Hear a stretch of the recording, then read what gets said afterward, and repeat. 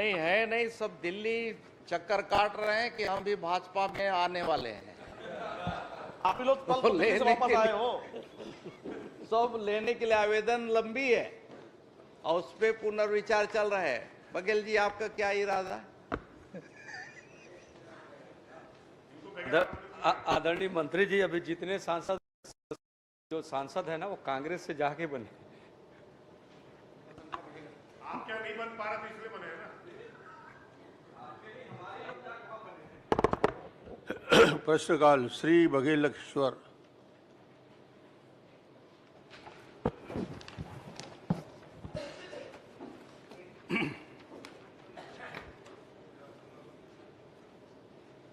अध्यक्ष महोदय, माननीय मुख्यमंत्री से बस्तर विधानसभा क्षेत्र अंतर्गत गौण खनिज के द्वारा डीएमएफ के तहत प्राप्त राशि के संबंध में पूछा था, लेकिन जो उत्तर आया है ये जानकारी गलत है। मैंने सिर्फ अपने विधानसभा के कौन कौन से राशि सैंक्शन हुई थी, कौन कौन से कार्य स्वीकृत हुए थे और कितनी राशि, इस संबंध में जानकारी उत्तर नहीं आया है। मैं माननीय मंत्री जी से जानना चाहूँगा कि बस्तर विधानसभा में कौन कौन से कार्य स्वीकृत है और कितने काम स्वीकृत है। मुख्यमंत्री के प्रश्नों के उत्तर श्री ओपी चौधरी माननीय वित्त मंत्री जी देंगे। माननीय अध्यक्ष महोदय, जो बस्तर विधानसभा क्षेत्र में डीएमएफ अंतर्गत प्रत्यक्ष ग्रामों से वर्ष 2021-22, 22-23 एवं 23-24 जनवरी 2024 तक 2 करोड़ 4 लाख रुपए डीएमएफ मद में टोटल प्राप्त हुए हैं। उक्त अवधि में दंतेवाड़ा जिला खनिज न्यास से बस्तर जिला खनिज संस्थान न्यास को 430 करोड़ रुपए प्राप्त हुआ था। प्राप्त राशि के विरुद्ध संबंधित ग्रामों को निर्माण अथवा अन्य कार्यों हेतु 34 करोड़ लाख रुपए की स्वीकृति बस्तर विधानसभा क्षेत्र के अंतर्गत स्वीकृत की गई है। जो पूरी सूची है वो माननीय सदस्य को मैं उपलब्ध करा दूंगा। मैंने सिर्फ बस्तर विधानसभा के लिए पूछा है। जितना करोड़ की बात कर रहे हैं उतने करोड़ की सैंक्शन थोड़ी हुआ है। जो माननीय अध्यक्ष महोदय, जो बस्तर विधानसभा क्षेत्र है, जो माननीय सदस्य की कॉन्स्टिट्यूएंसी है, उस क्षेत्र में 34 करोड़ रुपए के काम, 34 करोड़ 6 लाख रुपए के काम स्वीकृत हुए हैं और पूरी सूची में सम्मानीय सदस्य को उपलब्ध करा। ठीक है। स्वीकृत राशि में से ऐसे प्रशासनिक स्वीकृति प्राप्त हो चुकी है, ऐसे काम निरस्त हुए हैं क्या, तो आप बताने का। माननीय अध्यक्ष महोदय, जो राज्य सरकार के विभाग की ओर से एक बार शासी परिषद की बैठक बुलाकर उसका निर्णय किए जाने का एक निर्देश दिया गया है। राज्य स्तर से किसी कार्य को अस्वीकृत नहीं किया गया है, केवल शासी परिषद की बैठक बुला करके उसको रीचेक करने के लिए बोला गया है।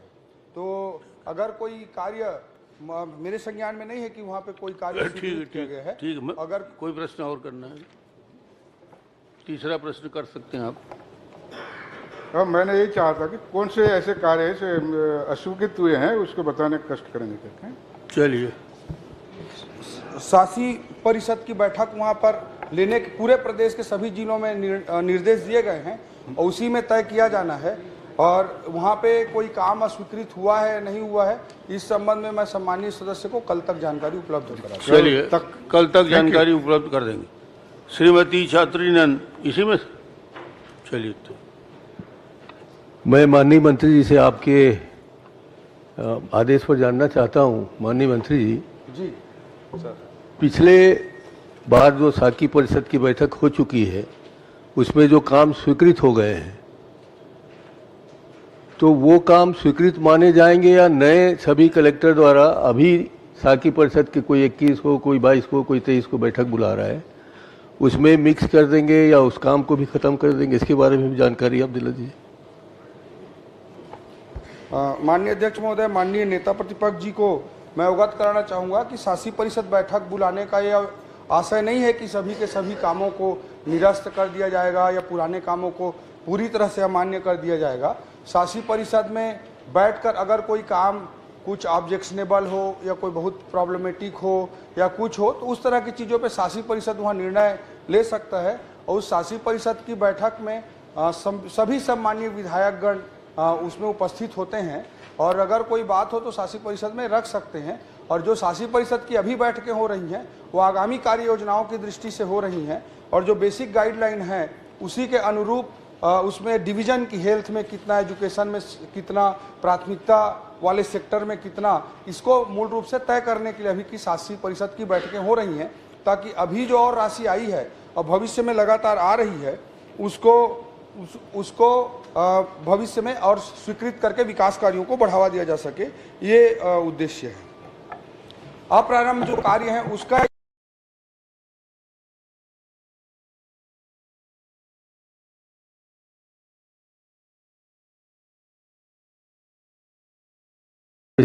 और से जानना ये है कि पहले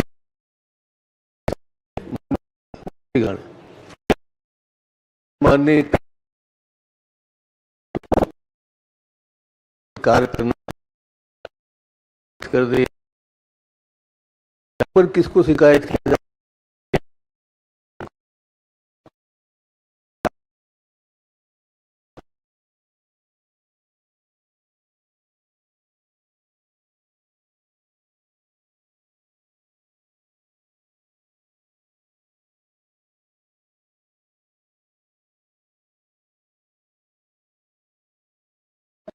अगर कहीं पे ऐसा मामला आता है कि कोई बहुत महत्वपूर्ण कार्य है जिसे शासी परिषद में निरस्त कर दिया गया है, उसे कार्य कराने की आवश्यकता है, तो आदरणीय विभाग को देखने वाले मंत्री के रूप में आदरणीय मुख्यमंत्री जी कार्य कर रहे हैं तो उनको भी बता सकते हैं, जिले के प्रभारी मंत्री जी को भी कह सकते हैं और एक लोकतांत्रिक सेटअप में कहीं कोई दिक्कत नहीं है अध्यक्ष महोदय। ठीक है, एक इसी में जी जी जी फिर वापस लौट के आ गए आप। नहीं, वो निरस्त की वाली बात है, शासकीय मतलब स्वशासी बैठक के बाद ही निरस्त हो गया। मेरी जानकारी में 2/1/2024 को हमारे बस्तर जिला में 5 काम निरस्त हुए हैं। बैठक तो नहीं, कलेक्टर स्वयं निर्णय लेके बैठक निरस्त किया उसको। आप कह रहे हैं कि बैठक के 50 समीक्षक 50 उसका निरस्त होगी, लेकिन कलेक्टर के द्वारा ये 6 काम जो अपने स्टाफ डेम वगैरह का काम बनता है, सिंचाई से योजना से संबंधित है, उन कार्य को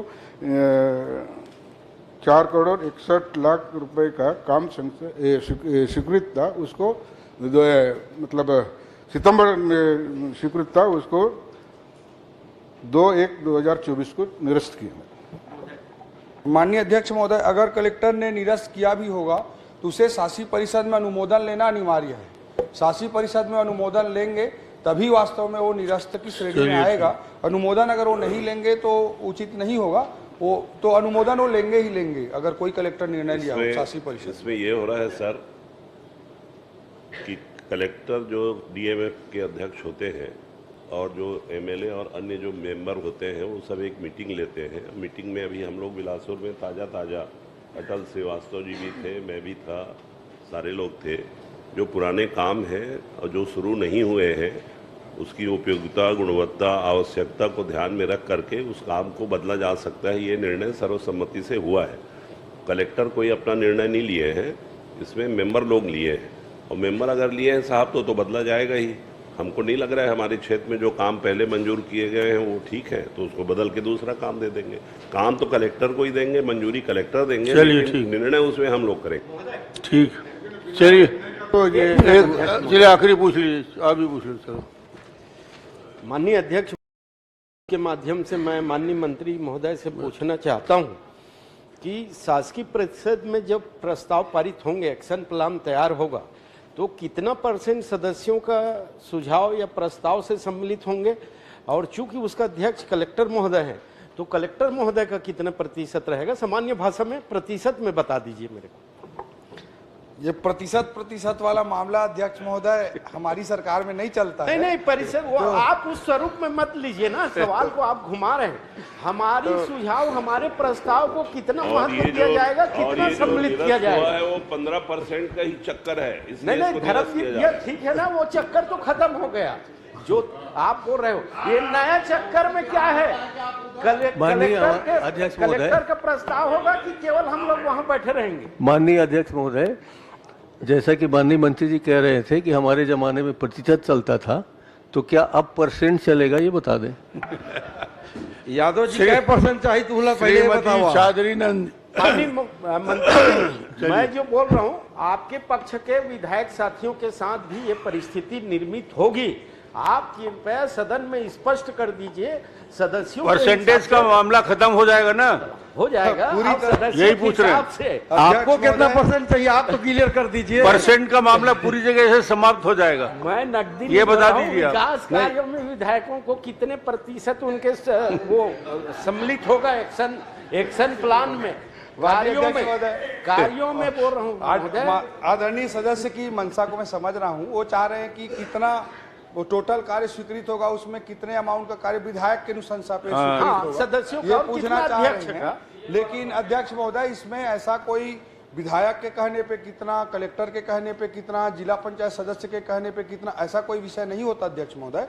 शासी परिषद एक कलेक्टिव निर्णय लेती है, सामूहिक निर्णय लेती है, और उसमें निश्चित रूप से सभी सदस्यों के ओपिनियन का, विमत का ध्यान रखा जाता है। और आपको- मंत्री जी, एक मिनट, आपको मैं इसका एक बात बताना चाहता हूं धरातल में अध्यक्ष देख जी। लीजिए, अगर आप जब अभी- अगले सदन अभी में आएंगे, 8-10 ये दिन आप पहले जो ही एक वक्तव्य मीटिंग दे हुई रहे हैं, इसमें धरातल में यही होगा कि कलेक्टर के सारे प्रस्ताव अरे, सम्मिलित होंगे, आप स्वीकृत एक मिनट होंगे, सर, और एक हम मिनट, लोग आप आखिरी दस्तखत करके आ जाएंगे। ये धरातल में होगी यही। सुनिए, कुछ नहीं होगी। अभी तो जो चलिए ना धर्मजीत भैया, अगले बार आ जाएंगे ना, मैं इंतजार कर रहा हूँ ना। एक बात बता दूं, हाँ। उसके बाद आप बोल लीजिए ना, मैं कोई दिक्कत नहीं है। जी।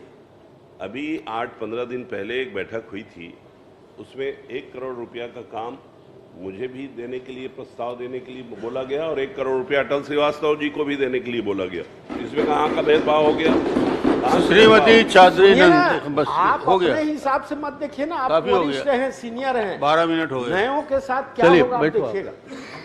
माननीय मंत्री जी, माननीय मंत्री जी, शक्ति मेरा जिला है, मेरा कलेक्टर वहीं रहते हैं। उनने मुझे फ़ोन करके बताया कि आप 1 करोड़ का प्रस्ताव भेज दीजिए। ठीक है, उनको भी 1 करोड़ का दिया। मगर मेरे लोकसभा में कोरबा में मेरी पत्नी है, वहाँ के कलेक्टर ने कहा कि आप 1 करोड़ का प्रस्ताव भेज दीजिए, जबकि कोरबा जिले के 4 विधानसभा क्षेत्र उसके अंतर्गत आते हैं।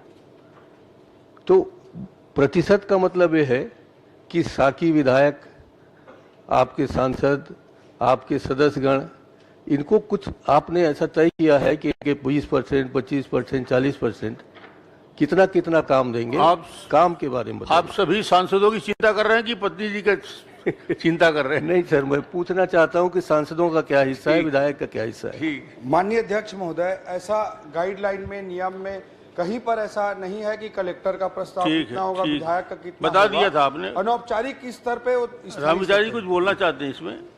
अध्यक्ष महोदय, आपकी अनुमति से सुझाव, नेता आप प्रश्न प्रति- नहीं सुझाव कर सकते हैं। अध्यक्ष महोदय, ये जो अभी शासकीय जो परिषद बना, इसके पहले प्रभारी मंत्री हुआ करते थे।